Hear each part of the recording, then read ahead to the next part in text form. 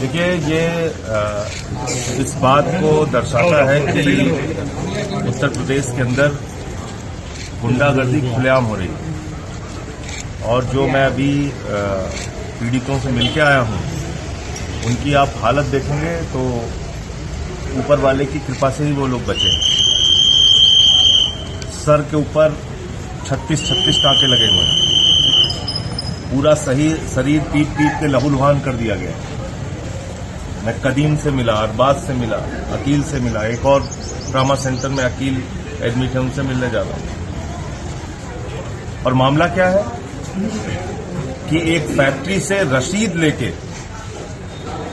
वो अपनी गाड़ी पे मीट लेके जा रहे थे। रास्ते में रोककर गुंडों के द्वारा ये कहा गया कि ये गौमांस है।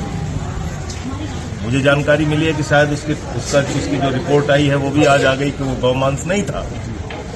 बावजूद इसके आप 4 लोगों की हत्या करने पर उतारू हैं। और जो कुछ भी बताया कि 112 नंबर की गाड़ी उनके सामने से गुजर रही थी, वो लोग फरियाद कर रहे थे, गुहार कर रहे थे कि हमारी मदद करो। और 112 नंबर की गाड़ी उनकी मदद के लिए नहीं रुकी। पहले 20 लोग हुए, फिर 50 लोग हुए, फिर वहां 300-350 लोग इकट्ठा हो गए। ये तो एक सुनियोजित हत्या की कोशिश पूरी तरीके से दिख रही है। और जिस तरीके से मारा गया है, ये तो मैं फिर दोहरा रहा हूं कि ऊपर वाले की कृपा से ये लोग बच गए, वरना तो बचना ही नहीं था। जितनी बुरी तरीके से इन लोगों को मारा गया। और बाद में भी पुलिस वाले जब वहां पे पहुंचे तो ये लोग खुद से जाके पुलिस की गाड़ी में बैठे। पुलिस वाले उतार रहे हैं इनको कि उतरो। तो मैं योगी आदित्यनाथ जी से, उत्तर प्रदेश के मुख्यमंत्री से कहना चाहता हूं, यही आपकी कानून व्यवस्था है। इसी का डंका आप पीट रहे हैं पूरे दुनिया में कि हमने यूपी की कानून व्यवस्था बहुत चुस्त कर दी है, दुरुस्त कर दी है, बहुत अच्छी कर दी है।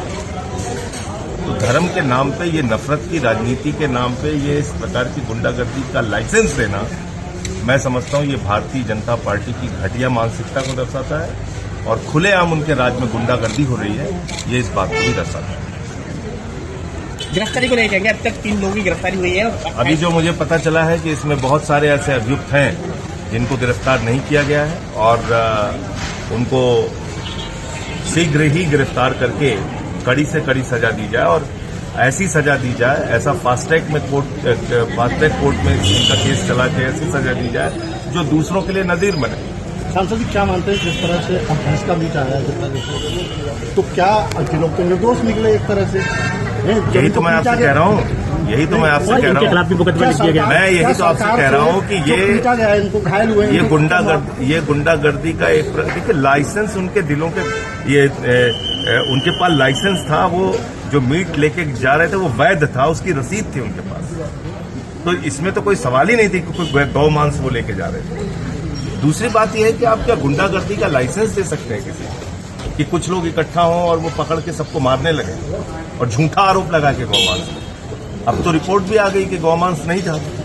तो इसका मतलब कि आपने जानबूझ के एक माहौल बिगाड़ने के लिए और जो नफरत की राजनीति का प्रचार, हिंदू मुसलमान की राजनीति का प्रचार जो बीजेपी के राज में चल रहा है, उसके कारण पुलिस की मौजूदगी, ये सारा कुछ बताया उन लोगों ने कि पुलिस वाले वहां से 112 नंबर की गाड़ी गुजर रही थी इन लोगों। और दिन दहाड़े 9:15 बजे की बात, 9:15 बजे की बात, यानी कि खुलेआम रोशनी में गुंडागर्दी का लाइसेंस है। योगी जी बोल रहे कि जीरो टॉलरेंस की बात करते हैं वो। यूपी से गुंडे भाग गए हैं, योगी जी का कहना है।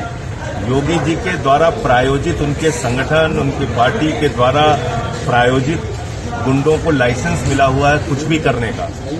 24 घंटे में 14 हत्या हो रही है उत्तर प्रदेश के अंदर, एक ही जिले में, लखनऊ में। तो आप अंदाजा लगा सकते हैं कि क्या हालत है कानून व्यवस्था की। और ये जो घटना हुई है, ये अपने आप में ये बताने के लिए काफी है कि यहाँ गुंडागर्दी का लाइसेंस मिला हुआ है। धर्म के नाम पे किसी को भी पकड़ो, मारो, कोई आपको कुछ बोलने वाला नहीं है। तो जो अभियुक्त है, पार्टी किस तरह की मांग करती है? हमारे साथी नदीम भाई हैं, जो इनकी कानूनी लड़ाई है वो उसको हम लोग लड़ने का काम करेंगे।